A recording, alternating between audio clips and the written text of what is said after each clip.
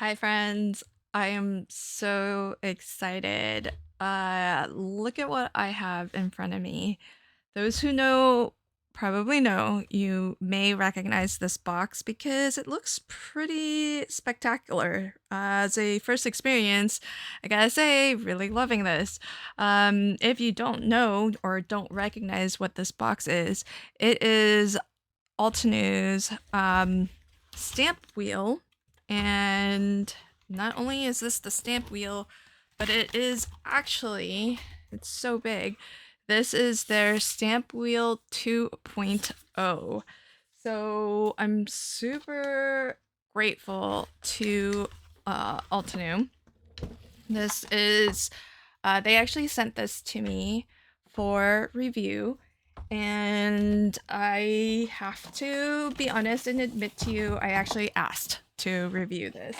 So, Altenew did not sort of pluck me out of thin air to do a review of this product. It's actually, I requested it, and I was not expecting it, but I was so honored and grateful that they agreed. And one of the reasons why I requested this was because I know that when I was doing my picks for my craft room essentials, I realized kind of after the fact, because I've never really given it much thought, I'm perfectly content and happy with the stamping platform that I've been using for like the past 10 years, and I've never really thought to branch too far out. I've tried a couple of other things I haven't really been super happy with, so you don't really hear me talking about them all that much. But I think what I'll do is a sort of like what I did with paper trimmers. I'm in a better position now to actually, well, not now, maybe in a few months from now, to do a roundup of all of the different stamp positioning and stamping tools out there. But I realized that it's a bit of a deficit of mine in terms of craft skills and in terms of just knowledge and awareness of the various different stamping tools out there. So after I did that craft room essentials video, I actually purchased the Craft Stash stamping platform that I showed as a budget-friendly version of the one that I like. And that hasn't arrived to me yet. And then folks who saw my first look video of the Misty will know that I was gifted the Misty. And for all transparency, I posted a poll on my YouTube community page because when I saw that Altenew came out with Stampwheel 2.0, I thought, okay, maybe that would drive down the price of the first version of the stamp wheel. And so I asked if there was any interest in me doing a product review on that. And there wasn't a lot of interest. So I thought, okay, well, Stamp Wheel 1.0, that might be old news. And so maybe I'll ask Altenew if they would like me to review 2.0. And surprisingly, they said yes. So that's what this video is. This is my first look video of the stamp wheel. So I have to say this packaging is gorgeous. I have my camera zoomed out a little bit because this is so big. And in my first look videos, what I do is experience the product for the first time as a new user. New does not mean uninformed. New just means this is a new product in my hands.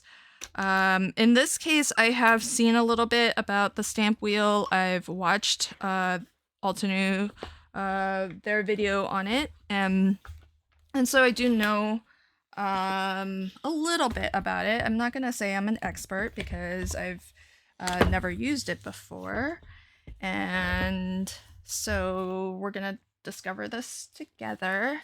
My product reviews come in two parts. So the way I like to review products is I like to do this first look video so that I'm just gonna experience and give it to you as I'm thinking it. So I am just going to experience it and let you know my thoughts off the cuff. And then what I'll do though is actually use it as much as I can for a period of time so that I can actually give it like a fair assessment after real use, because first impressions are just that. They're just first impressions. And I don't have any I'm not gonna I'm gonna reserve judgment until I've actually had a chance to actually use it. But I was gonna say I don't really have a preconceived notion about this product, and I just know that folks who have it love it, so that's good. I'm really grateful that it was packaged so well, because when this was delivered, I heard a big thunk at my front door, and I think it was just like dropped. And if you notice, as I was taking everything out, there's lots of foam to protect all of the various different levels. So 1 layer of foam, 2 layers of foam, 3 layers of foam. So because there's like differently sized shaped things, there's different layers and cut out foam to protect everything. So I really, really like that. And there are instructions, so that's good. Let's oh, that was kind of cool. So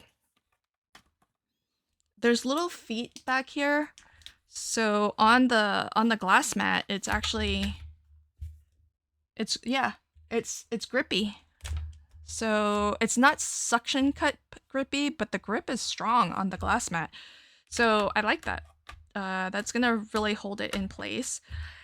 And this is the ultra sticky mat. And the instructions are: remove the photopolymer sticky mat from the acetate sheet, place it inside the stamp wheel with the textured side down, flat side up. Clean any ink residue immediately with a wet wipe to avoid staining. Please keep in mind that some dark colors, especially reds and blues, may stain the photopolymer. This will not affect its performance. You can protect the photopolymer mat by placing a scrap piece of paper to catch the ink when stamping off the edge of your project. To keep your mat clean and sticky, occasionally remove from the stamp wheel and wash it under running water. Make sure you rub the dust off while rinsing. After washing, allow it to dry. Okay, so those instructions were pretty simple. And if you have the stamp wheel, let me know in the comments below how you like yours. Do you have the first one or the second one? And I'm gonna pull this off. Okay, I do feel the textured side. My guess, and I believe I might have also, this isn't entirely just a guess because I think I've seen this in a video, it's textured so that there's less of solid that grips to the stamp wheel, and that'll make it easier to remove later. So it's not just solidly stuck down. So like if you have those waffle flower mats that are also photopolymer essentially, both sides are flat.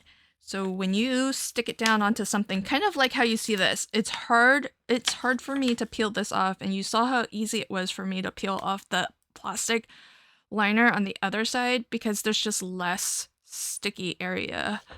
But just be gentle. I photopolymer, it's possible to stretch. Maybe not so much a large piece like this, but okay, I'm just gonna try to get, there's some wiggle room in here. It's not too hard to get it to be straight and snug, but okay, I think that's, okay, so that's in. I think that's in. And how is Stamp Wheel 1 and 2 different from one another? I think the big innovation is the removable this, so that you can actually hang your wheel or your project off of this edge and you're not confined by the four edges here. So this feels like, is it magnetic? Feels like it might be. But there's something. See, there's something here and here. There's a bit of metal there. But it does, I don't think it's magnetic, but it does sort of lock in place and pretty easy to, so these little pegs here go in there. And that helps to put that back in place when you want it in there, and you can take it off if you want to hang something off the edge. And otherwise, there are no instructions. So that's all we have. All right. I believe, let me check. So this, you can see, is kind of cloudy, and I actually believe that's because there's a film on this that you can also peel off. But I don't see that in the instructions. So I'm gonna pause and watch an alternate video real quick, because nothing in the instructions actually say that there's a film there. I don't want to pick at that if there isn't one, but I'm almost positive that there is. So I'm gonna pause, do a little bit of research, and I'll be right back. Okay, so I did a little bit of research, and yes, indeed, there is a protective film on one side of this acrylic plate. So it would have been nice to have said that, Altenew. So you guys will know if you've ever watched any of my product review videos, whether I'm sent something or not, I will always give it to you straight. And so I feel like they should have included that in the instructions, even if it's sort of not critical, because I imagine this would have worked without taking the protective film off. But the protective film, I can imagine that if somebody didn't realize that you can take it off, that it can cause frustrations, because it makes it cloudy and harder to kind of preview what you are stamping. So this is on the side that's completely smooth. So if you run your hands over one side, you'll feel that these lines have been, I think, I don't think it's etched. It might be etched. I think it's engraved, because I'm running my fingernail and it does feel like it's going into. So I think that's etched and engraved so that you can see the radial lines. So on the other side, the side that's completely smooth, there is a protective film, and you want to just peel this back. Now, to get this started, it was really hard, especially if you want to be careful not to scratch the, because it's just acrylic, it's just plastic. So it's possible, if you took a pokey tool like I did to pick away at the edge, you could actually scratch this plastic if you're not careful and you care about it not being scratched up. You're gonna have to take a little bit of time and care to get it started. And once you get it started, it's not too terribly hard to peel this off. But you can now see what was kind of milky, kind of cloudy. So there's the difference. So both of those black holes are covered by the acrylic plate, but you can see how much darker that black hole is versus that one. It looks kind of grayish. And then watch me peel that back. See? So it makes a difference, and it might make a difference with regards to if you stuck your stamp on one side or the other, how sticky it ends up being. Okay, so the idea behind the stamp wheel, it's actually a little bit different to many other stamping platforms. The registration, as it were, to ensuring that when you stamp, if you go to do a double stamping, that it's exactly in the right spot again. The registration is based off of these four corners being curved, and those match these curves on this plastic stamping platform here. So this can only fit when all four are in the right location there, and it only fits the one way. And so when they're all four in, that's when everything is set. Now, my question is gonna be, I think by the time you put this in, it's going to touch your paper. There's no spring system. And so that means that, oh, this will be interesting. I think that means that if you come in at an angle and you're kind of tilty, you could make accidental first contact. So you might want to kind of get it lined up on two edges like this, and then drop the bottom two, and then stamp. But I'll see once I get some paper and a stamp in there whether it's going to touch your paper immediately, or if you do still have to maybe push on it a little bit, because there's a little bit of give. So we'll see. So that I don't think is different. I believe though that maybe the etchings, the markings on here might be a little bit different to the first stamp wheel. I know this is the big difference. The big notable difference is that you can remove this wall here. And the wall here does have, it's raised, I can feel it. It might be hard to actually read, but it does have measurements. So it's got markings if you want to use that as a measurement guide. On this side, there's markings as well. So it's just on the left and right edge. Top and bottom don't have that. And I believe I only see it in inches, so I don't know if there's a version out there that has metric. But there is a hole at the top. And I think that's so that if you're using this to stamp wreaths, for example, and that's one of the innovations with this, is that it's going to be really good for wreath stamping, because you can just easily rotate it, and every rotation is, the same amount of degrees. So you can just keep on going and, set your card up that way so that you can create a nice wreath design.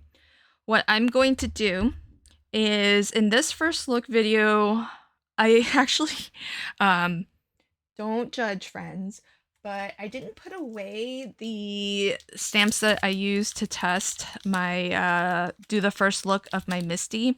And then, so I still have all of those here. So what I'm going to do is I'm going to use these same stamps, because then we're just going to have a nice benchmark. Maybe these become my stamp positioning tool stamps. So I've got this really large floral stamp, so we'll see how well that stamps out. I've got some sentiment stamps here, so we'll check that one out. And then I have a set of layered stamping. In particular, what I'm looking for as I chose these for testing is, how does it do with a large design, right? This large area, a lot of times, stamp positioning tools, they're great, but then maybe in the middle, where you maybe can't get as much pressure, it can be hard to get a really solid impression. So that's why I picked this one, nice large one. It also has pretty fine lines, so it's nice to see how crisp this will stamp out with fine lines.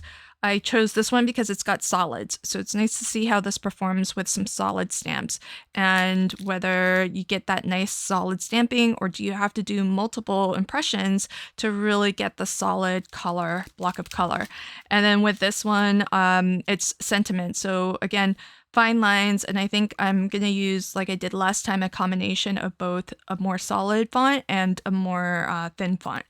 So that's why I chose these particular ones to test with. And what I'm going to do is I'm actually going to compare the stamp wheel to this, which is the We Are Makers precision rotating press. So this is an alternative built very differently, but an alternative to creating wreaths. And so when we go to kind of test out the wreath stamping aspects of this, I am going to compare it to this to see how easy or hard the two systems are. Because when you look at this, the We Are Memory Keepers one, it's, you know, maybe I would say less than half the size if you figure taking this all the way to the edge here. It is pretty much half, because that's, I think, the halfway point roughly. So, you know, for something that is as small as this, it can actually stamp a wreath out to a 12 by 12 square piece of paper. So that's going to be our point of comparison when we get there. So I am going to get a bit of cardstock in here. Okay, so here's one thing that I immediately really like. This sticky mat, because it's sticky, I actually don't have to put this in the corner. That's good, and it's bad, I guess. I don't think it's bad. I think that there's only upside to it. But I will say that there are some techniques where if you stamp and then you need to take your card out to do something and then come back and stamp again, you're going to want to put it into a corner so that when you put it back in, because we took this off and now there's no more reference lines on here. So I feel like this is just me talking as I go, experiencing this as I go.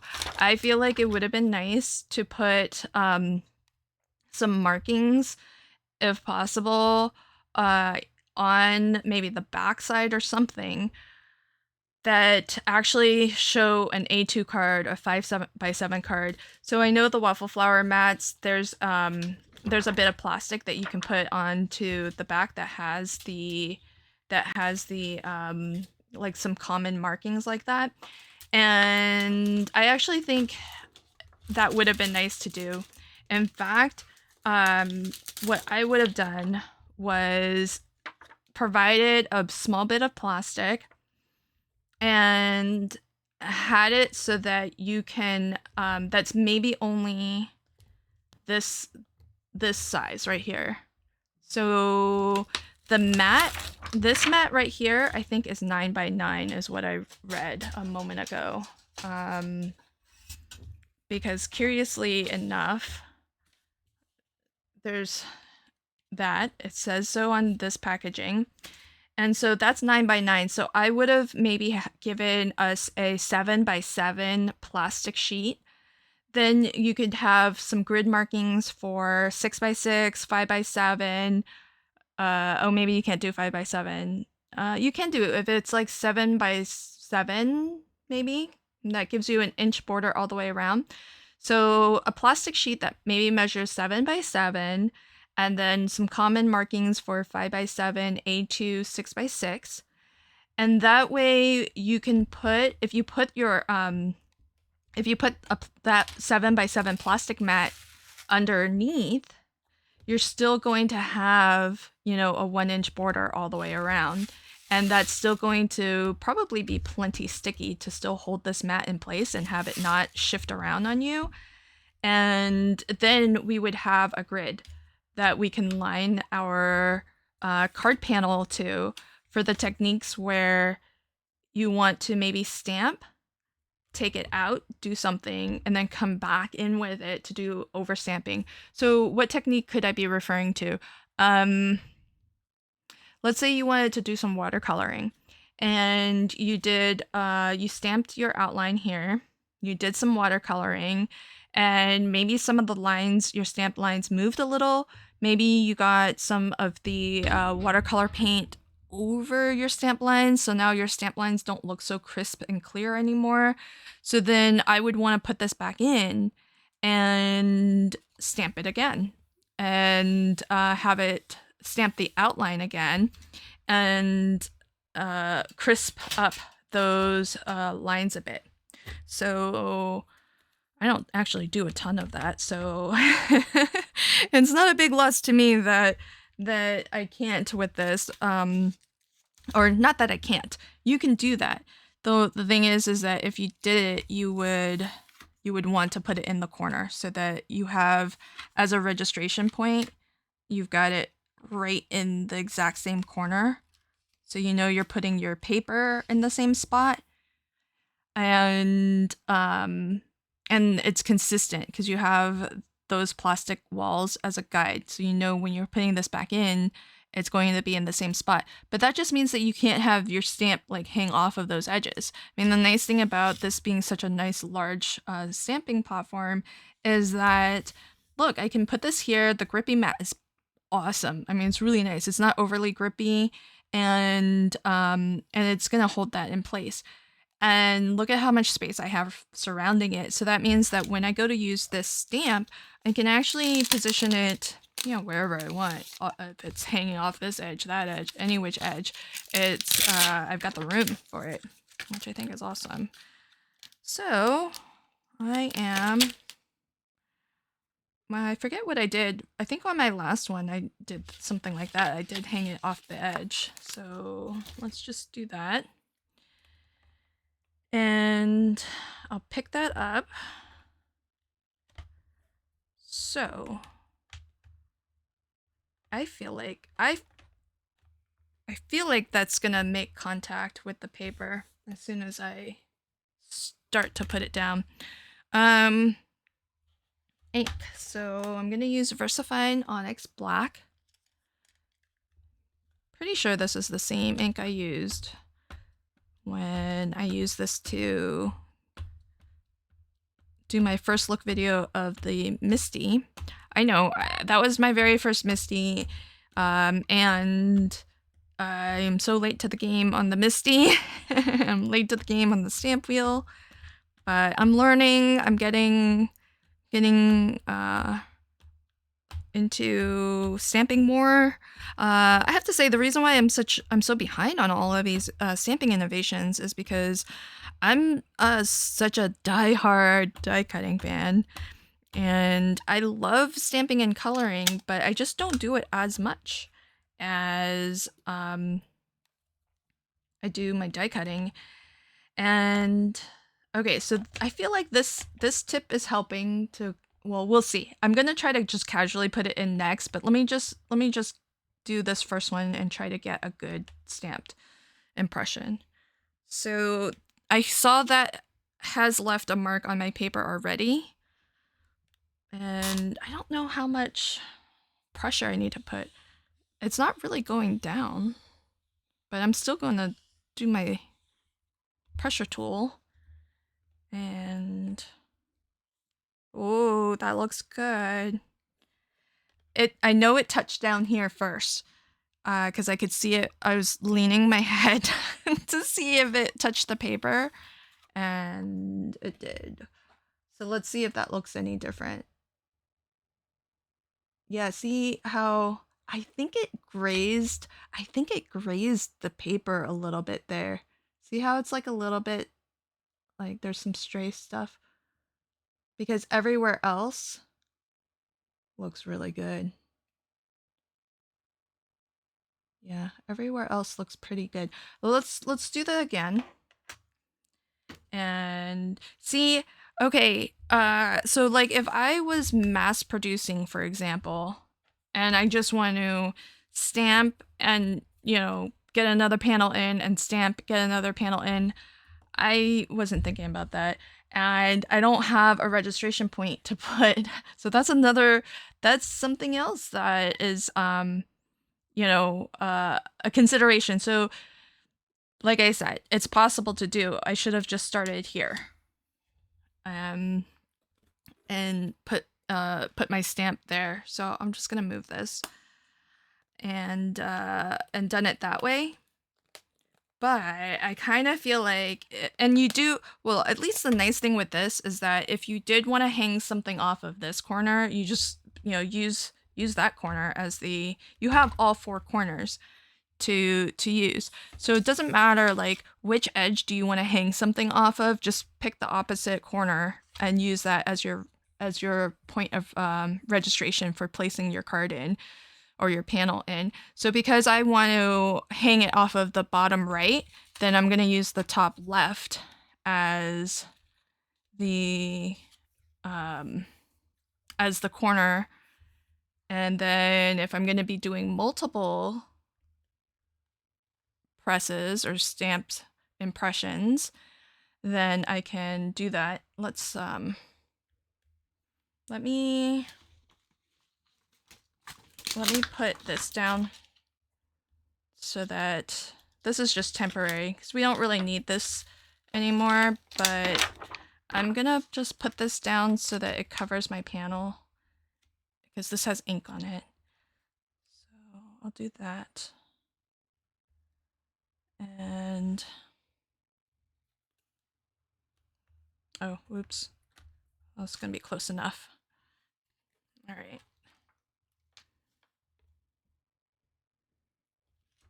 Okay. All right. So that is on my door now. And I'll ink it up.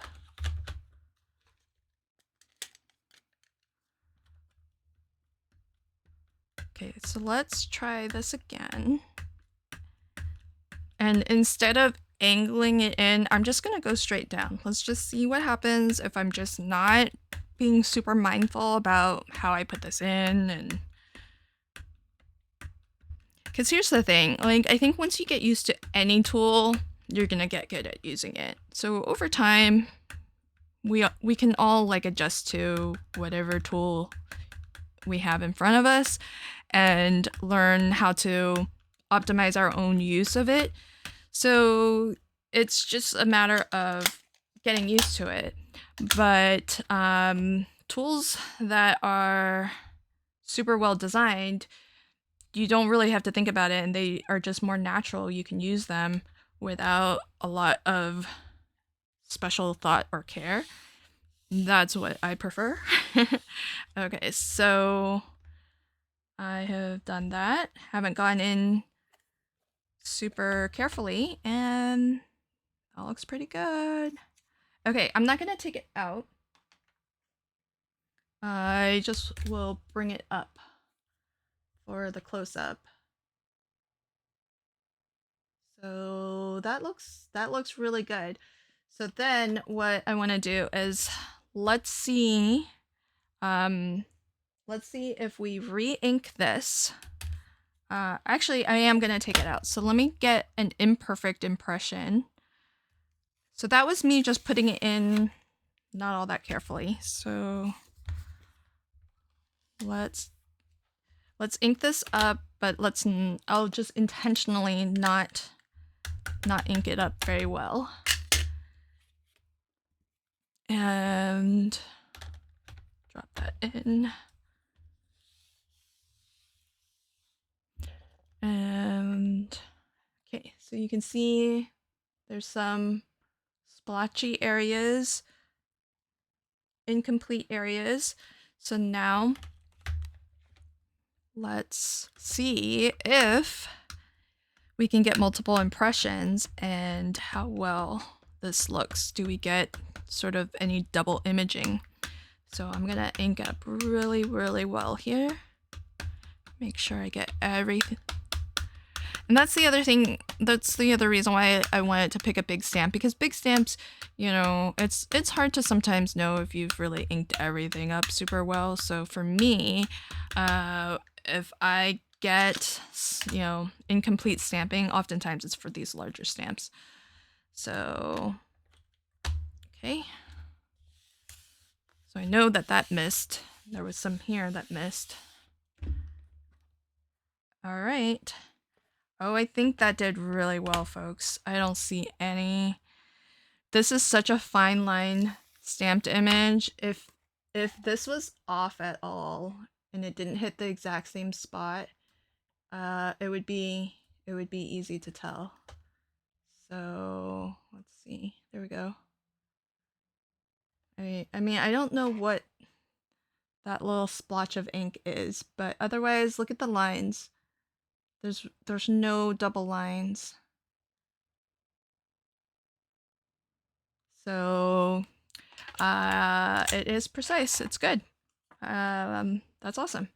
So I think that did really well. And now, what did I do? How did I do the other test? Oh, I think what I did was I stamped sentiments onto that panel. So let me just quickly spritz with some water. I'm gonna clean this a little bit. And let's see how easy it is to actually clean off since I got some over stamping here. Let's see. Well, it doesn't clean off just with a damp towel. So I did water. That doesn't like coming off either. So I might need an actual stamp cleaner to get that off. I'm not gonna worry about it too much.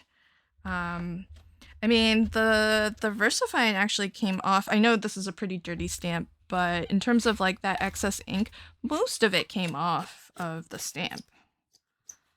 So even though this is also photopolymer, it's more solid, so I think it's just going to be more grabby. All right, so then what I want to do is let's test a solid stamping.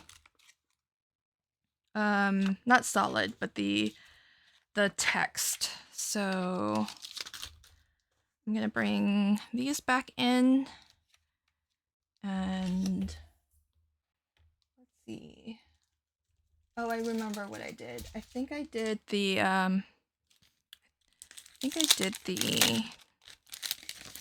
stamps sentiments on a sideways. So let's see.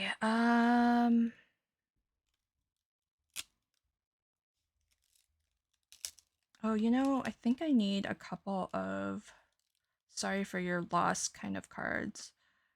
So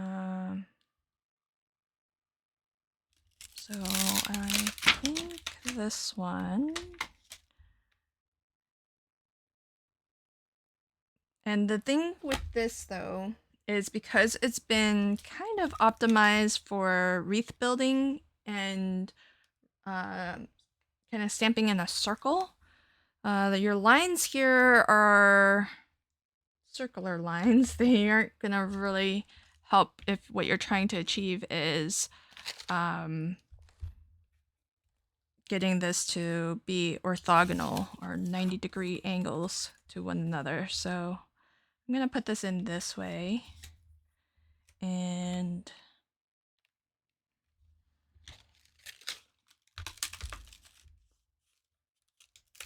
I'll do sending hugs.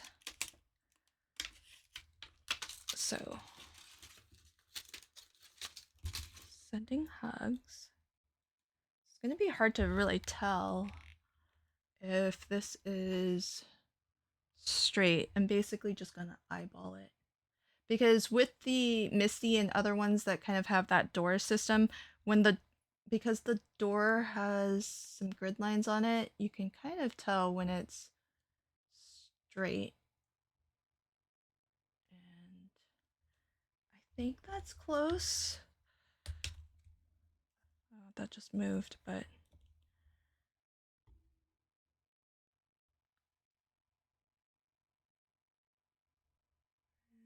something's crooked. Is it the bottom one? And we're gonna be here all day, folks. Okay.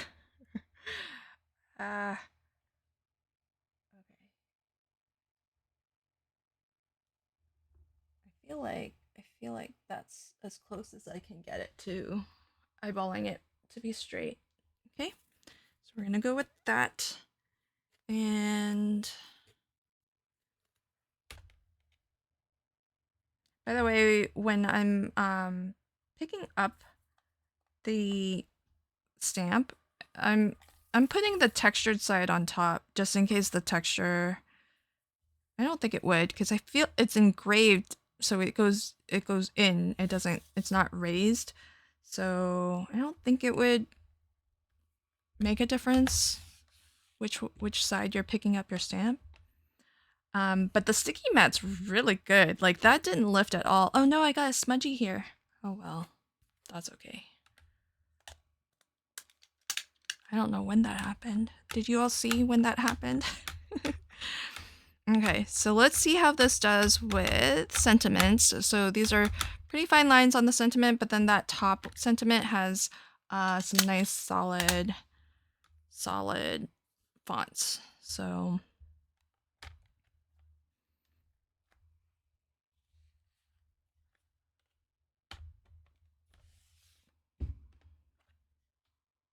oh, did you see what happened? So because this is closer to the top there, I got some ghosting because I think I made some accidental contact. So do you guys see that? That's not your eyes seeing double. That's because I think I got some accidental contact as I was putting this in, and that's what happened. So let's see if we can do a better job.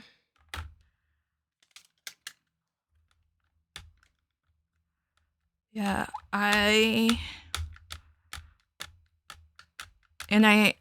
will tell you all kind of the same caveat that I mentioned if you saw the first look of the Misty.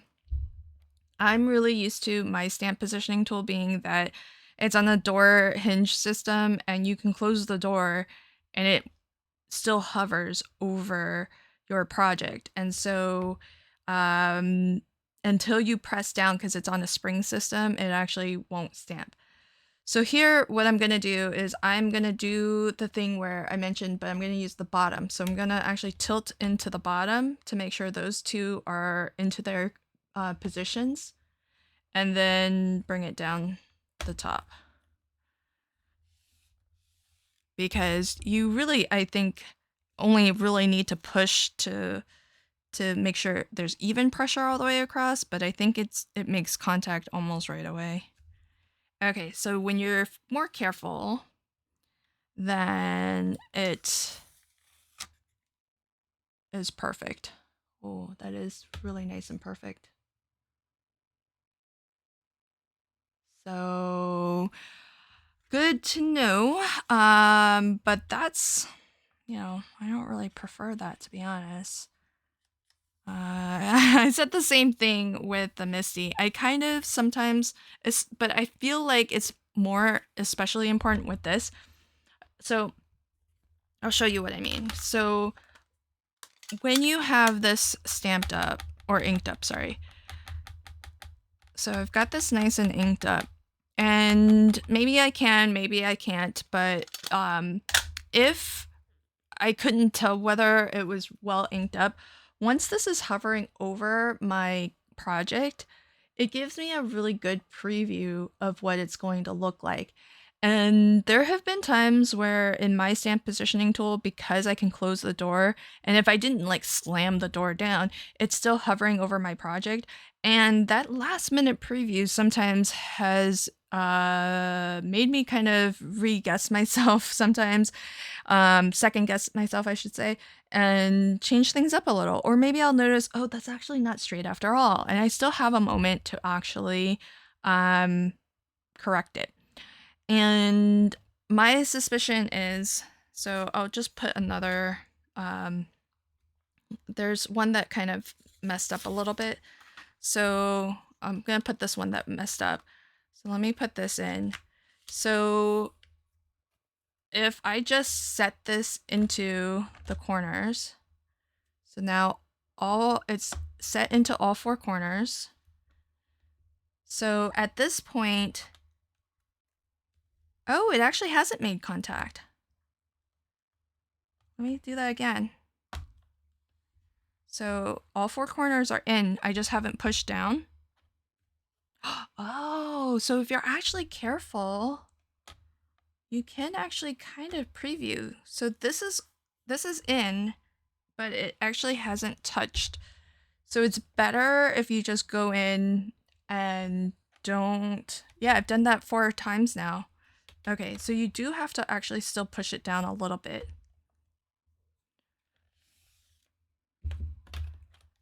Look at that. Okay, I'm liking this better. Oh, I'm liking this better now, folks. Oh, I'm glad that I did that, and I did it so many times, because honestly, I thought it was making contact as soon as it's in. And all 4 corners are you've dropped this plastic into all 4 corners. Okay. That's cool. I like that. It's a little surprising because there's no like spring system, so I wouldn't have thought that would be the case, but it actually is. So you can just set this in here. It's not super snug, but if you haven't pushed down yet, it doesn't actually mark. So just try to go in more or less kind of straight, but get it set. You can do your little preview. If something looked off to you still, then you can still take it out, even though that's inked up, and it will not have actually inked your project until you push it down. Oh, that's so cool. Okay. Score 1 for the stamp wheel. I like it. Good job, Altanu. Okay, loving that.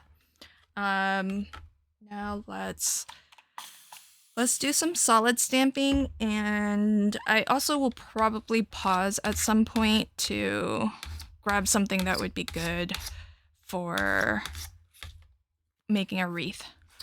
So let me clean this up. In fact, I'm gonna pause here and get something that will be good for stamping a wreath. And then our next 2 tests will be the solid multi-layer stamping and wreath stamping. Okay, so I've got my, these are the set of layering stamps, and I think what I did for my test was this one. But I think I only did 4, not 5, of the layers.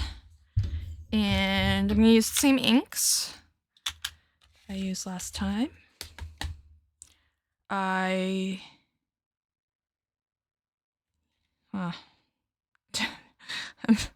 debating if I want to put this in the middle or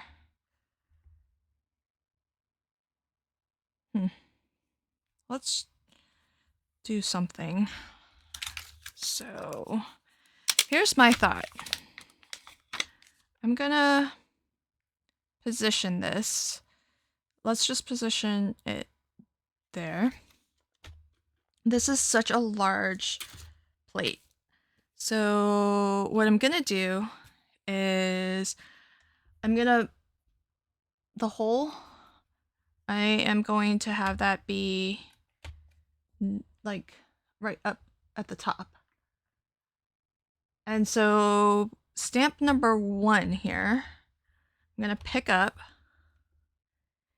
and then what I'll do is I will, in theory, I can just rotate this and pick up the second one, and then rotate it and pick up the third one.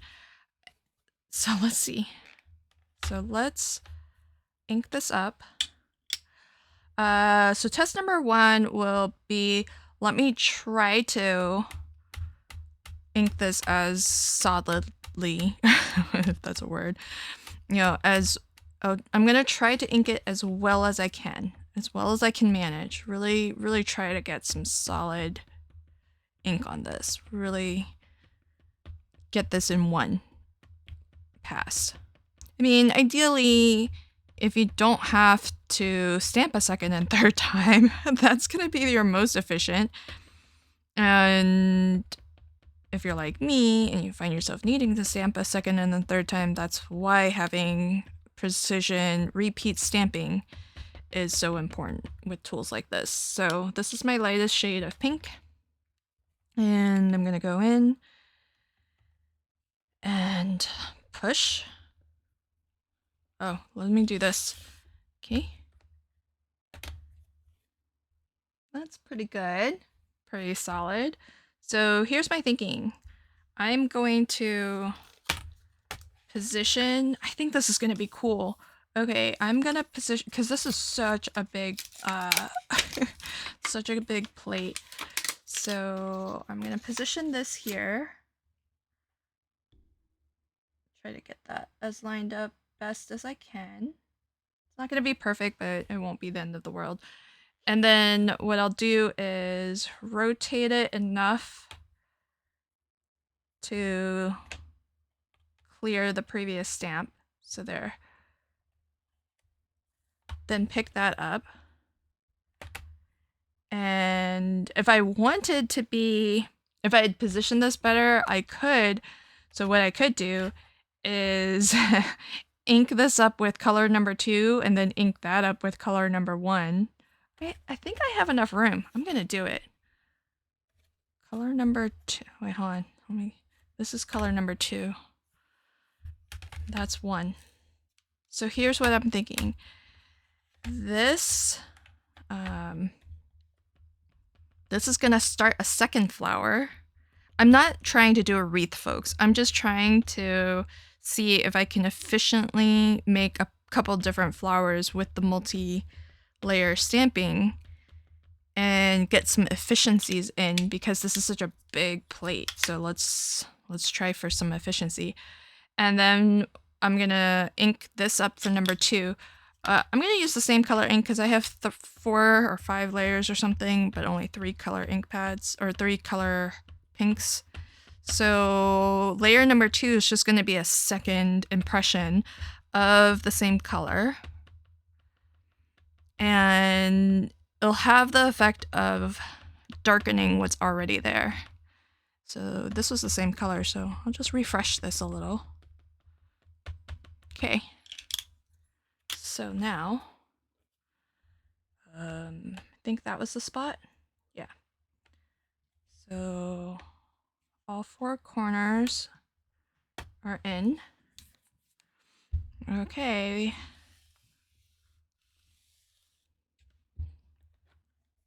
Oh, look at that. See, now what I can do is rotate, and I'll pick up the 3rd layer of the stamp. The 3rd layer of the stamp is this one. So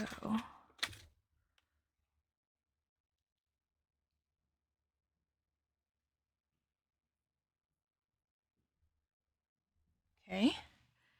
And let's see. I think there. Oh no. Oh, I did. Okay. Nope. Oh, now I touched.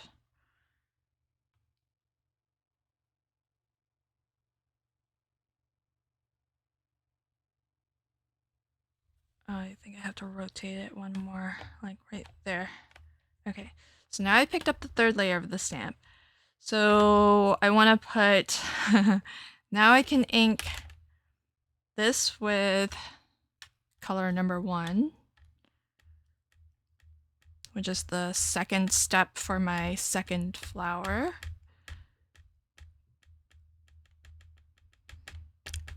So that's layer 2 for flowers 2. And then layer 3 for our first flower. It's going to get my medium pink.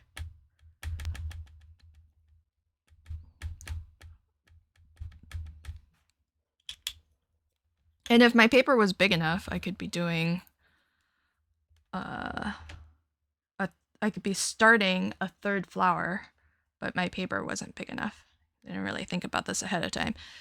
So, look at that. Look at that. Okay, so that has 2 layers. That has now 3 layers. And if I rotate it, see, that's going to be the perfect spot. And then I just need to pick up the 4th layer on that. All right.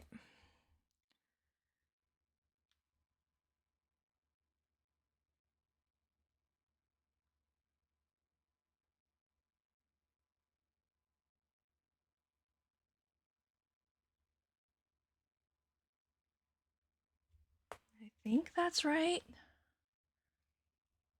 Okay. So that's where it needs to go.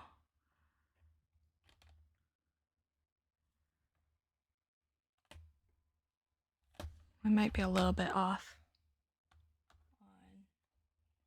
I think I might have that off. I'm going to try that again.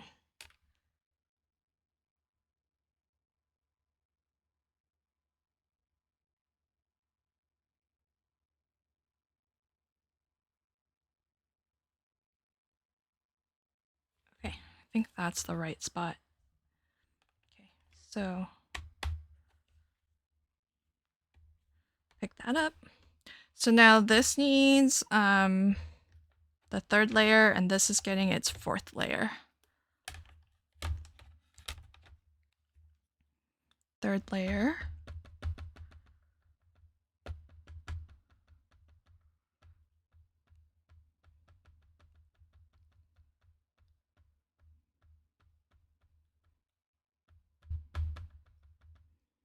And 4th layer, I'll use my darkest of the pinks.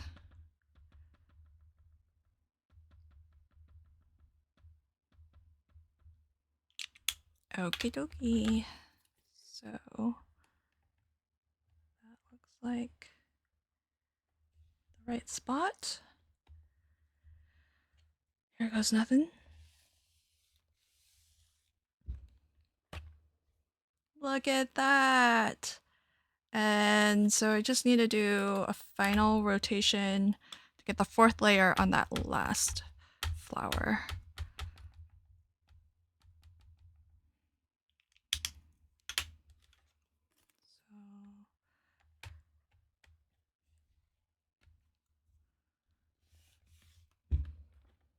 Look at that. That's pretty cool. I mean, if you wanted to make like a bunch of these flowers, because there's a coordinating die set, you could totally make a bunch of these and just put all the layers on your wheel and get a bit of paper that's large enough so that you can kind of stamp them out in phases. So you've got 1, 2, 3, 4 for this size. This was the largest size flower, and I think it has, yeah, it does have a 5th one, a very small little accent as a 5th. So you could put that on at the very end, and then you can kind of be doing, I mean, it takes a little bit of concentration to know like each one is going to be like one step behind, you know, so as you're inking, you kind of have to ink it up with that in mind so that you're like, okay, this needs its 2nd layer, this needs its, you know, 3rd layer, 4th layer, so on. But that's kind of nice. If you're in like a little bit of a groove doing it, then it's easy enough. So that's cool. I kind of like that. I was able to do that with the Misty, but with the Misty, what I was doing was I was turning the paper, and I could only, I think I was able to get all 4 onto the door. So, you know, it kind of depends, but this feels pretty easy to manage and easy to kind of rotate and get this layered effect, and it stamps out really nicely. So that worked out well. I like that. So let's see where this product really shines is going to be in creating wreaths. So I'm gonna just put all of these back. Now I pulled out a stamp set. It's what I have on hand that's accessible to me without having to dig too deep into my stash. And I think it's gonna work okay. It's not designed to be a wreath set, but definitely you could use it as one. What I'm gonna do is I'm gonna just put maybe some of these balloons in a little bit of a wreath formation and maybe stamp out happy birthday in the middle of the circle, let's say. So and this is what we're gonna compare against for the We Are Memory Keepers one. So I am going to just start off right in the center here. So have my panel there. And so if you put this down, yeah, so maybe I'll position this a little bit downward, because once you have this down, you can actually kind of see the etching where it has those radial lines. So hopefully you can see that.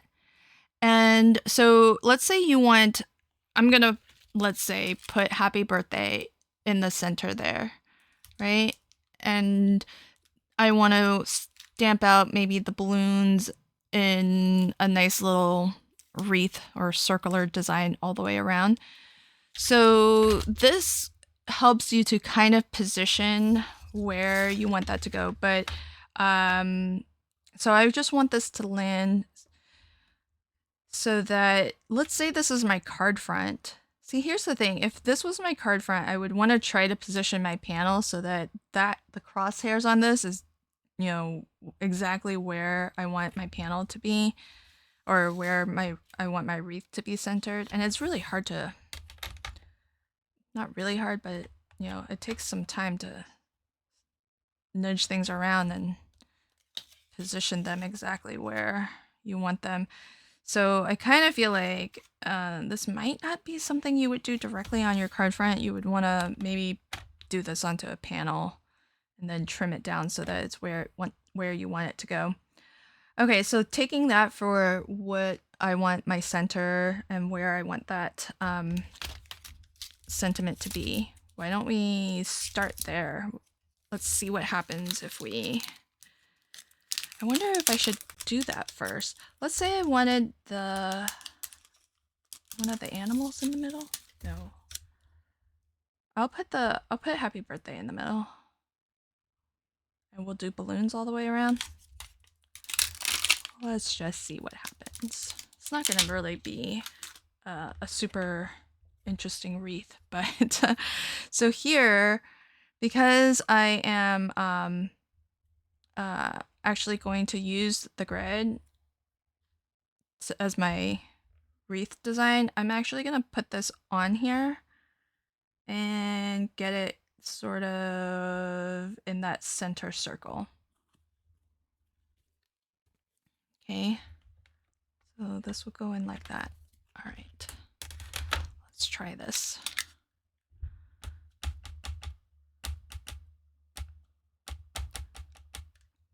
Okay.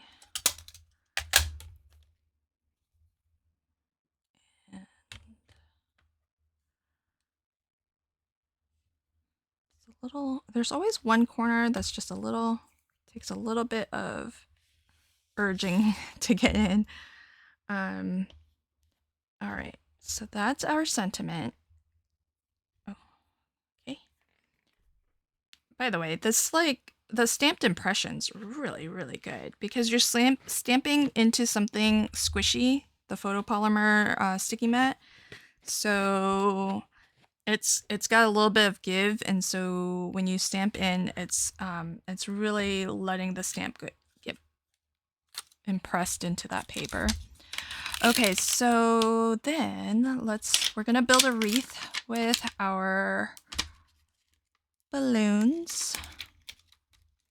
And some of this is gonna, oh no, some of it's gonna be off the page. I didn't realize how big these balloons were.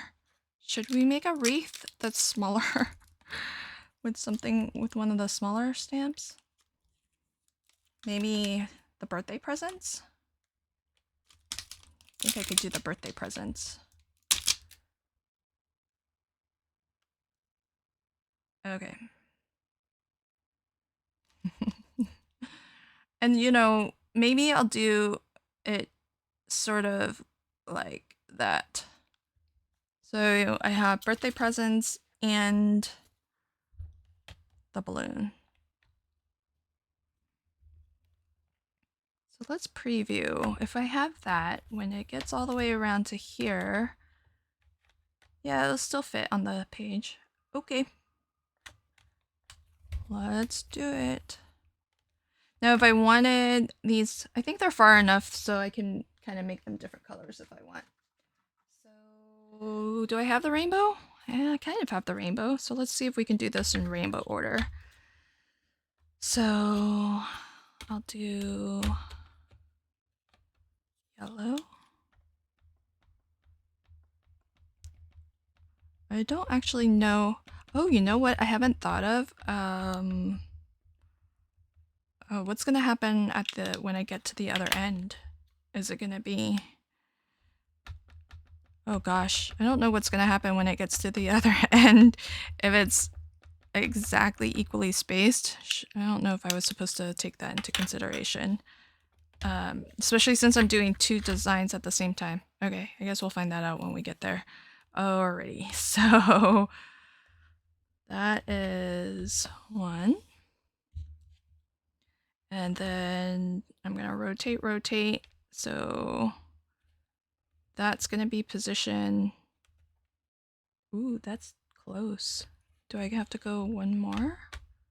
I think I'm gonna do that. So it's a quarter turn. So this will be red, yellow, orange, red. And then I don't really have a red. Oh, well, this says rouge and that means red. So red. And then we'll do one of the pinks.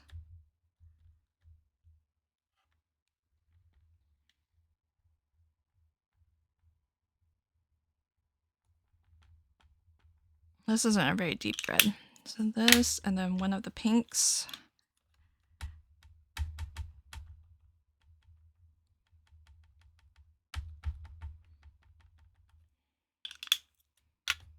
So this is supposed to go there. Red and pink. Okay. All right, and then I'm gonna do another quarter turn. So the presents are always gonna be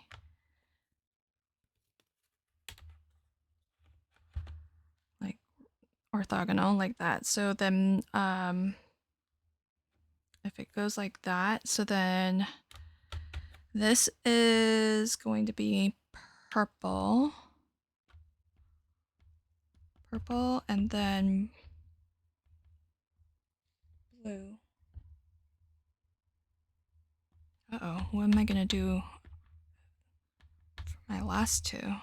Oh, I think I have it. Oh yeah, I have some purple, and then I'll do this blue, and then there's a teal. Okay, so then I can do teal and green.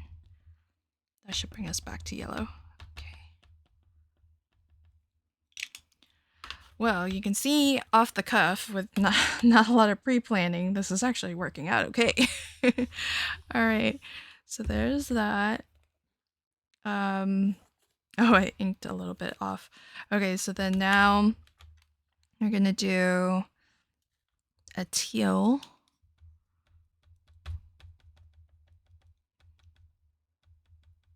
And green.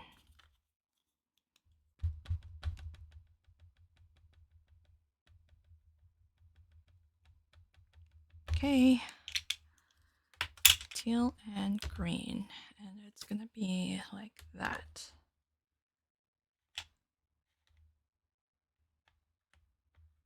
Okay.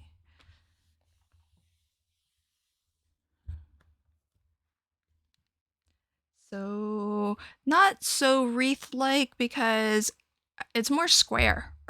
Just because of how, well, it's kind of a nice little happy accident. Look how square it is because I put these in the corners. I've made a rather square design and not a very round design. So so that's interesting as a design. That's kind of different. Probably not the thing that you're um really meant to create with it. You're meant to create a more circular design. Now some of this is a little bit splotchy. These inks I haven't stamped with in a while, so they actually might be a little bit dry, and that might be why we're not getting super great inking. So let's try something different. I'm gonna do those trees, and let's try to get something a little bit more round. And let's do this. Okay.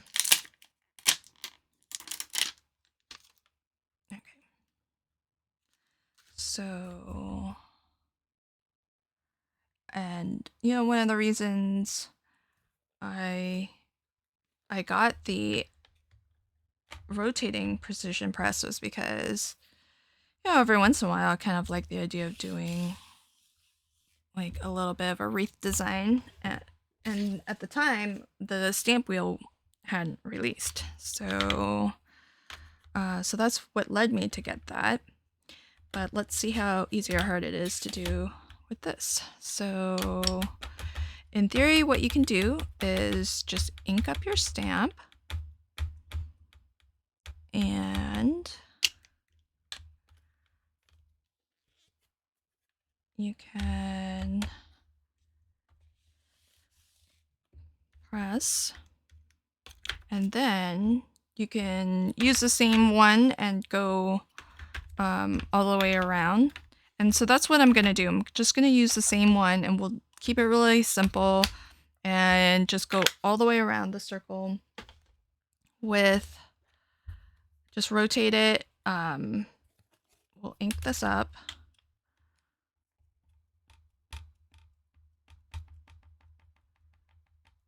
And so I started with the hole that's cut out straight up at 0 degrees. So I'm gonna rotate this. One doesn't seem enough because it'll overlap. So I'll go 2. And so 2 sort of notches, and then stamp.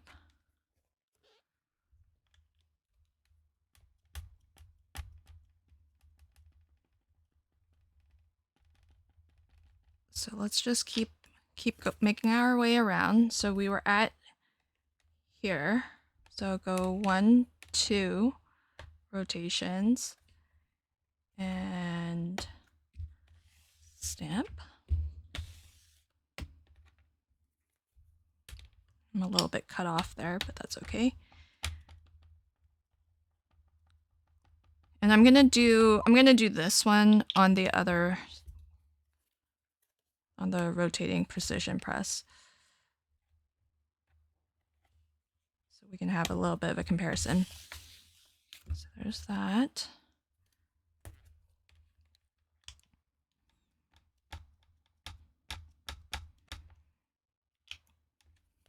And this was here. 1, 2.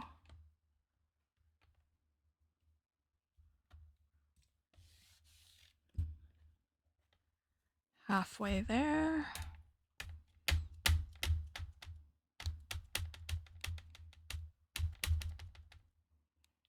And that, so 1, 2.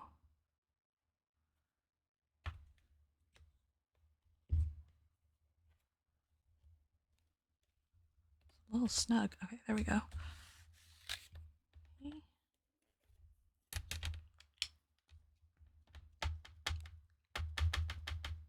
I mean, you don't have to really push hard. It is a little bit snug, but I think that's good. You don't have to really force it. It just means you really have to get it like really dead on in the right spot for it to easily go down. And that's good because when you want it to be precise and you have to do a second stamping, it's good to have that precision. Okay, so then last one.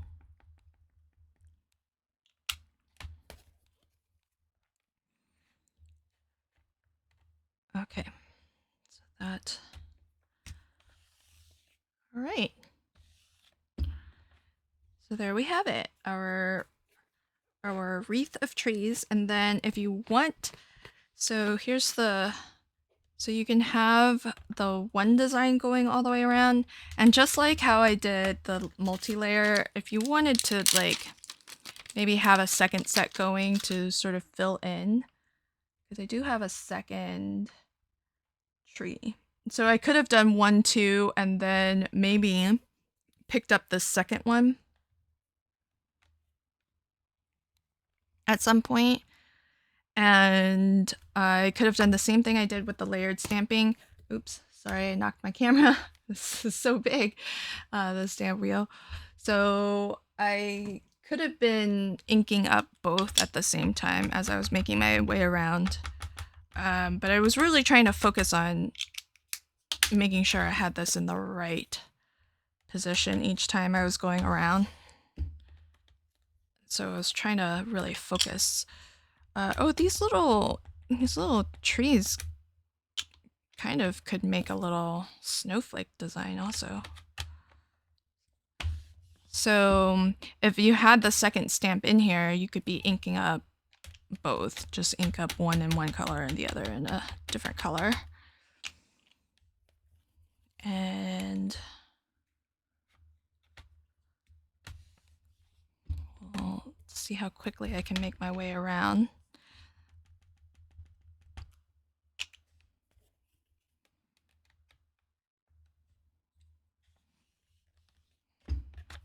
I mean, at some point, I guess I was really counting out the rotations, but I think once you kind of see the pattern, especially when you're going in for the second pass, it's kind of obvious when you've landed it in the right spot. So I am able to go a little bit faster because I do already have the one set of trees in, and so you can really tell pretty easily if this is, in the right spot for filling in those gaps.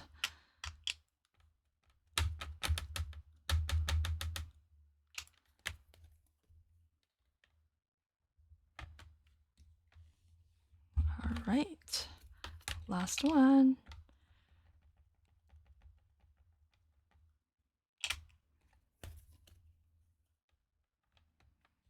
Okay, so that's kind of neat.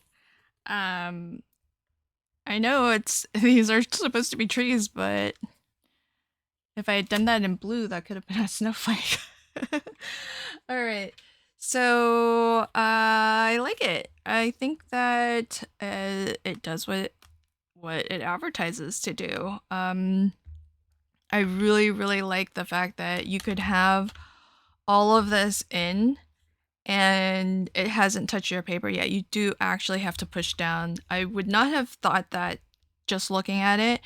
And I haven't really used it for the kind of upgraded feature of putting a larger piece of paper here. But I don't really feel like that's something that necessarily needs demonstration. I feel like I so far am liking this a lot. Now, as it pertains to the wreath stamping, how does that compare to something like this, which is, like I said, a smaller footprint and also costs a lot less too, if we're being honest. So I have this panel, and let's see, this is 4.25. So I guess what I'll do is, the way that this one works, if you have never seen it, is that you have your paper, and let's say you're making a 4-inch square, stamping something on a 4-inch square panel, then you would put the corner of your paper here. And then I'll show you how you stamp. But if you've got like a 5-inch square panel, you would put the corner of your paper there. So because I don't, this is 4.25, I'm gonna cut something. Let me see if I can cut something that's actually, I'll square this off so that it is, I mean, it'll work just fine, to be honest, without it being actual square. So what I'll do is, this is 4.25, so I'm just going to nudge this a little bit. We'll just stamp within a 4-inch square position. So we have our dial here. This is magnetic, and the base here is magnetic. So this has markings on here that have like the number of degrees with each kind of tick mark, and it's really innovative. So I'm gonna start this at 0 and just make sure that it's in the right spot here. Okay, and then what happens is, you can, if it's in the right spot, which I feel like it's not. Okay, that's the right spot. So now I need to nudge my paper. Actually, it's really a strong magnet. Okay, so that's the right spot, and okay, so that has the magnet set right. Let me reposition my paper. Okay, so what I've done is I have 0 pointing exactly upwards, and can you hear the clicks? So each click is going to actually rotate the same number of degrees. Now this isn't a square piece of paper, so as you see, when I'm coming around this way, you can see it's off because my paper is on a USA 2 panel. So only one of those corners will basically match up. But essentially the wreath is going to be a 4-inch wreath, which I think this is actually wider than that. Let's see. It's going to be a little bit wider, so parts of our wreath will be cut off, but that's fine. And what I'll do is, so when you look at your plate here, you can see on the plate 4-inch right there. So you want to keep your design, if we're trying to keep this onto, let's say, a panel that's been cut down to 4 inches, then we have to keep our design inside this 4-inch line here. So when I go to place my stamp, I actually have to put these stamps are big, bigger than what I have room for.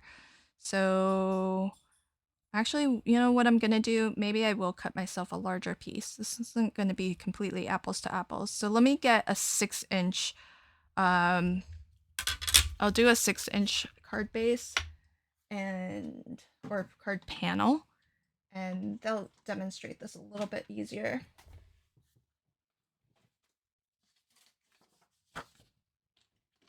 All right. So let me cut this down to 6 by 6.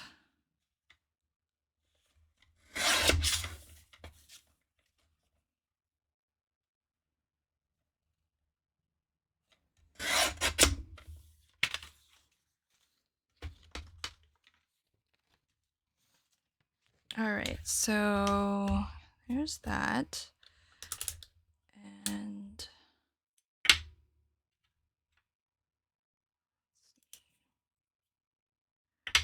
Okay. So here's my 6x6 panel. And so I'm going to line this up at the 6-inch corner here. And I rotated this so the arrows meet up, so that way I know when I put my dial back in, it's going to be in the right spot. So 0 degrees pointing up, that's locked in. And so now every time I rotate, you can see that corner lands in that registration. So now on my stamping platform, I have a 6-inch mark here, and I have those radial lines. So this tells you, okay, if you're stamping and you're trying to make a 6-inch circular wreath design, you need to keep your stamps from inside that dashed arc. And so I'll go ahead and and you can put it on any of the lines. So let's say I want to put this on the 45-degree line, for example. So I can just put this right there. It's inside the 6-inch line, and I've just got it lined up there. And so then all you have to do is ink this up. So go ahead and ink this.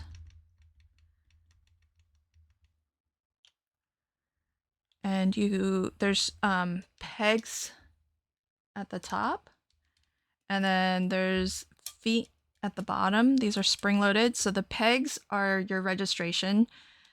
And then at this point, everything's hovering above your project.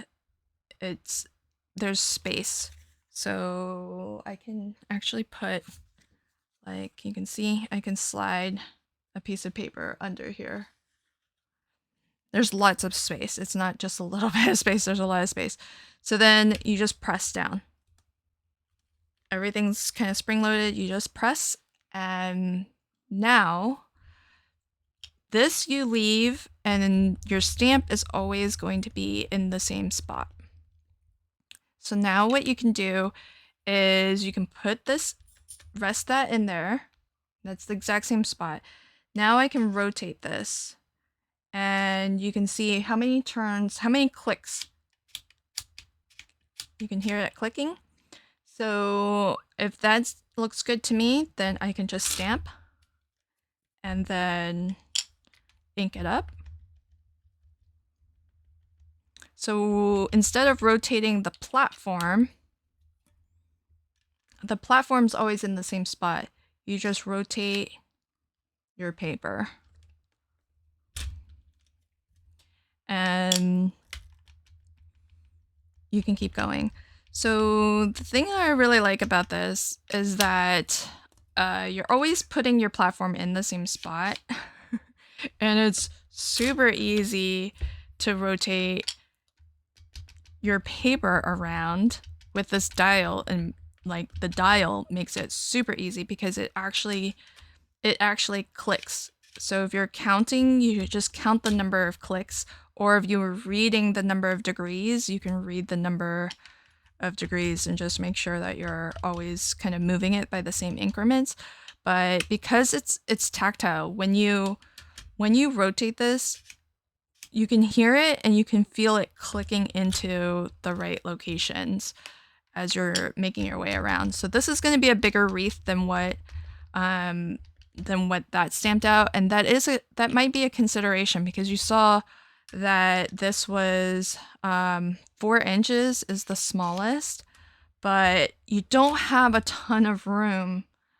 You can't get like a really tight wreath because of this dial taking up so much space in the center there. So that is a consideration, because with the stamp wheel, you could fill this in entirely to the center and have a design get some repeat stamping all the way to the middle of the circle. You cannot do that with this. This has some limitations because at the center of our wreath is this knob for rotating the paper. And so you saw I had to kind of, you know, upsize this wreath in order to give you like a good demonstration of how it works.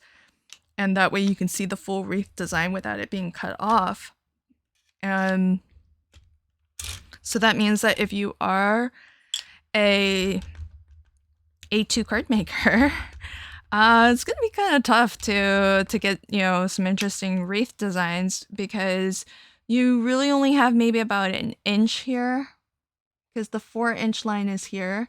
So maybe you can go outside the 4-inch line a smidge, and it would be okay, but you can't get like super big stamps in. And so wherever you go with this, because it's I think it's 15 degrees each rotation, it's always going to work out perfectly, and you're always going to get an evenly spaced wreath design. Always. Like, it really doesn't matter where you really can't go wrong, because you're using these rotations to kind of turn everything around. And so that's as easy as it is. So if I want to do the same thing and get that smaller tree in here, I can do the same thing. So I can say, okay, I want to fit that in there.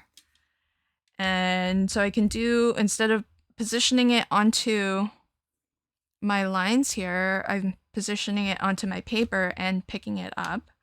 So you can definitely do that. And then we'll ink and do basically the same design, except that this is going to be bigger because I'm doing this onto a 6-inch.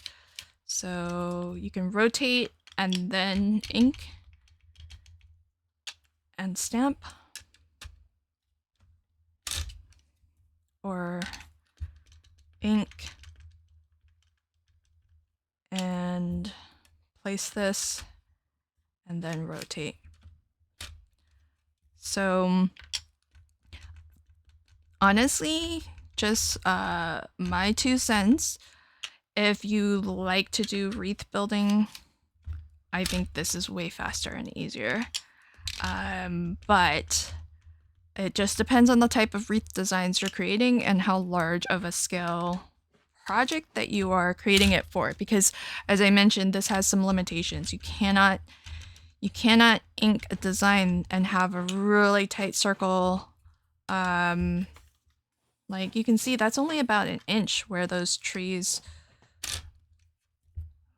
the ends of those trees are. And I was able to fit, if I had positioned my panel better on that, I could have actually centered this on an A2 and have it fit perfectly. But I didn't do a good job centering my panel, so a little bit of it is cut off.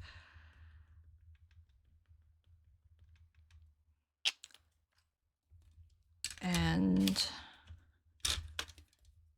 this one, it can go up to 12 inches. So for such a small little platform here, you can fit a panel that's 12 inches, and you cannot fit a 12 by 12 into the stamp wheel. Because remember that sticky mat said that the dimensions were 9 by 9. So that's going to be the largest size panel. I mean, you can fit a 9 by something else because of that one edge that can run off. But if you wanted to stamp out, like if you do scrapbooking, for example, and you do a lot of 12 by 12 scrapbooking layouts, and you want to stamp like a wreath design onto your 12 by 12 paper, you can do that with this, even though it's such a small footprint. But you're not going to be able to do that with your stamp wheel. Or maybe you can. I mean, it's not immediately obvious to me, just on first look, that that would be possible. Okay, so there we have it. So you can kind of see a much larger wreath. And so it took more impressions to make it all the way around. But as you can see, I feel like just in terms of form factor, it was easier to always be putting this back in the same position and using this dial to manage the rotation, as opposed to, okay, now I have to click this exactly, into the right corner positions. And, I did a pretty okay job. It wasn't too hard to do, especially the second pass around. I feel like it wasn't too hard to get it into the right locations. So I don't know that it's necessarily difficult, but I do think this is easier. And so, because it's easier to like, oh, I went 3 clicks instead of 2. I can just go back 1. Oh, 2 doesn't look good. I can kind of preview. Maybe I want to do 3. It's a lot easier. And also, I believe you have finer, it feels like you have finer granularity in terms of the number of degrees. So if we look at this, if you rotate this circle dot from here to this position, that's going to be 45 degrees. So in between that, you can go 1, 2, 3, 4. So there's, 45 degrees divided by 4 is how many sections? Does it have the number of degrees here? No. Yeah, it doesn't have the number of degrees on, like the etching, it's just lines. It doesn't actually tell you like how many degrees it is. So my guess is that there's actually a little bit more granularity, I think. So 45, 1, 2, 3, 4, 5, 6. Yeah, so I can actually rotate this dial from straight up here. I can go, I'm looking at 0. I can go 1, 2, 3, 4, 5, 6 times, and then it's straight this way. Whereas this, I can only rotate this 1 rotation, 2 rotations, 3, and 4 rotations to get it exactly here. So from here to here is 4, and on the stamp position rotating one, it's 6. So you can get more sort of granular spacing than with the rotating press as opposed to the stamp wheel. So that's another difference. And because I'll have to test it when I play with this some more, but I know pretty much for a fact that they've worked out the math on this, because all of the degrees are kind of divisible, and it's regardless of where you place it, the rotation is always going to fill out a perfect circle. You're not going to have a case where you end up with something that's, when you get to the end, not exact. So long as you're kind of going by, these lines and fitting them into the arc that you want. So it's pretty clever. It works out really nicely, and everything is, I think, really well designed with this, and for such a small footprint of a product, and being able to take such larger size papers, it's really great. I mean, I think this magnetic wheel is super innovative, and it works really well. So I will play with the stamp wheel more. I am really impressed.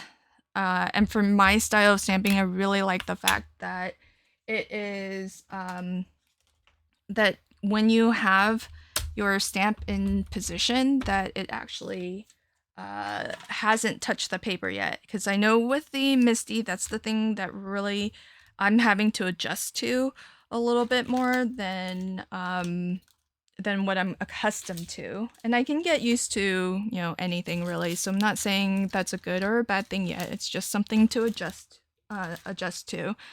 But I really like the fact that uh, once it's in like this, it's actually not touching your paper yet. You do actually have to push it down in order for it to make an impression. So I really like that.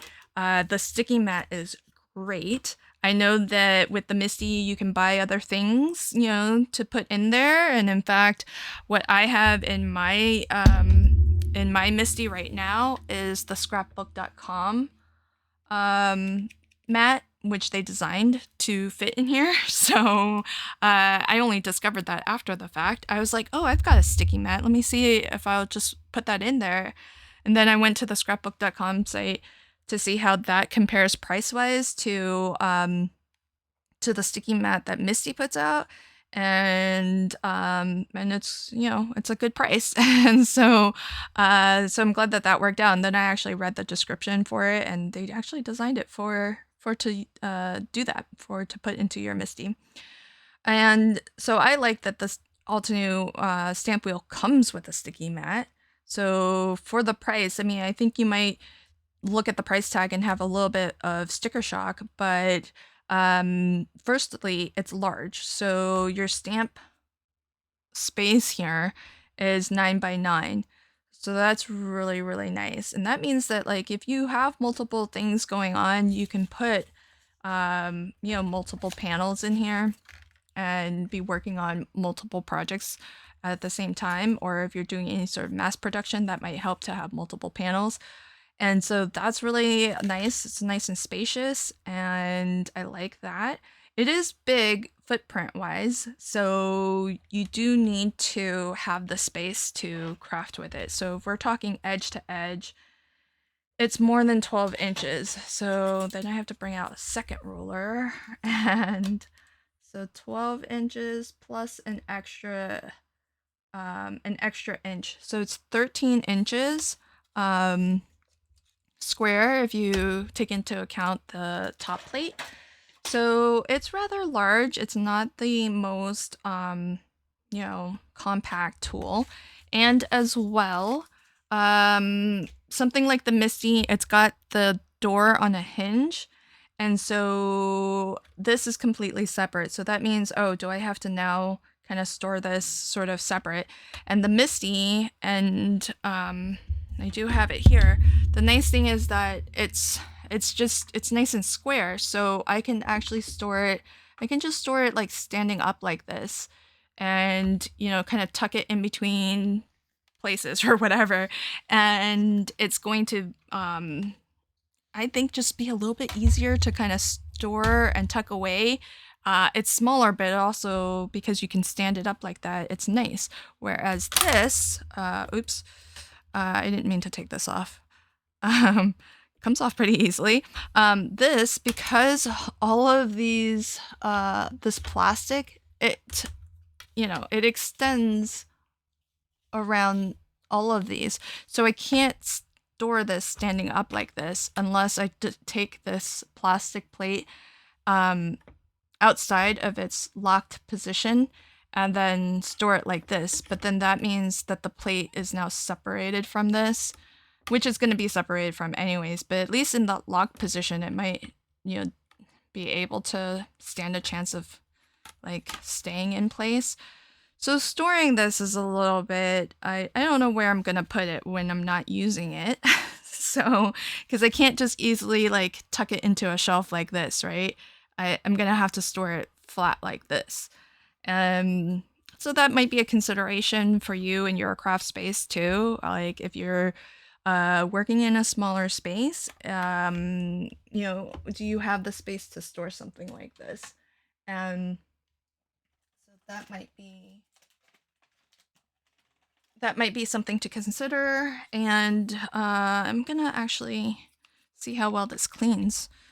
So just dab a little bit of stamp cleaner on this, and it's really not easy to clean. Just plain water didn't work.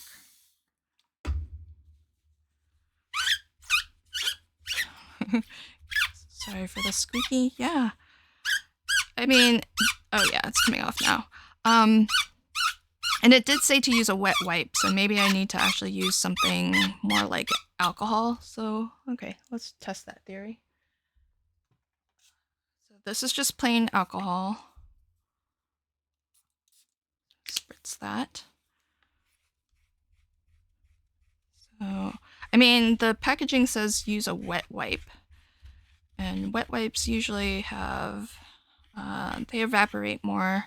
So they have more of a alcohol solvent kind of solution in them.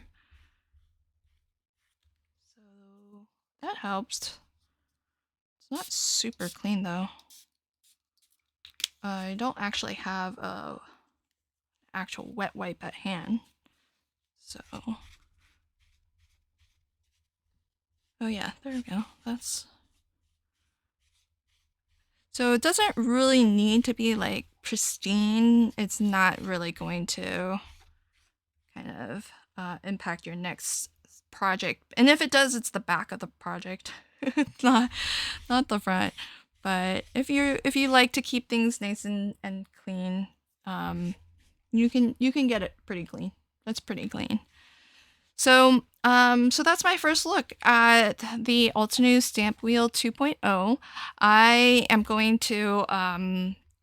going to mix this in with using the Misty, which I'm in the middle of also reviewing, and also heading to me at some point. I'm gonna also be getting the receiving the Craft Stash stamp positioning tool. That one I bought, and these two that I'm reviewing here came as a bit of a surprise. I did request this, but really whenever I put out requests like that, I always expect the company to say no.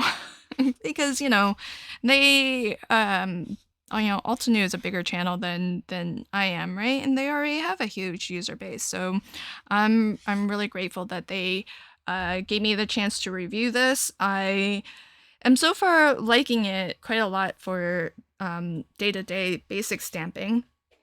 I do think, though, if I'm honest, just on first use, I do think the rotating precision press is actually easier for wreath building, but it does have those caveats that I mentioned of not really being able to, it's got some limitations. You're not going to be able to get as tight of a wreath design as I was able to get with the Stampwheel. The Stampwheel has no like real restrictions. You could stamp all the way in the center and get something that spirals out from the dead center. That's going to be impossible to do with the rotating precision press because it's got that dial that rotates your paper. So I will give this a couple months use, maybe longer than a couple months, since I'm going to be mixing it in with my Misty and probably another stamping platform to test, which will be good because then I'll be switching back and forth between these different stamp positioning tools, and I think it's going to give me a good basis for comparing all of them. And what I'm going to do is, when I've had a chance to actually use all of these various different stamping platforms for a sufficient amount of time to develop my own personal opinion on them after extensive use, what I'm going to do is I will give a recap video probably of all of them. And similar to the one that I put out recently on my various different paper trimmers, I think I'm going to do something similar, and I'll tell you the pros and cons, in my opinion, for each of the various different stamping tools that I have.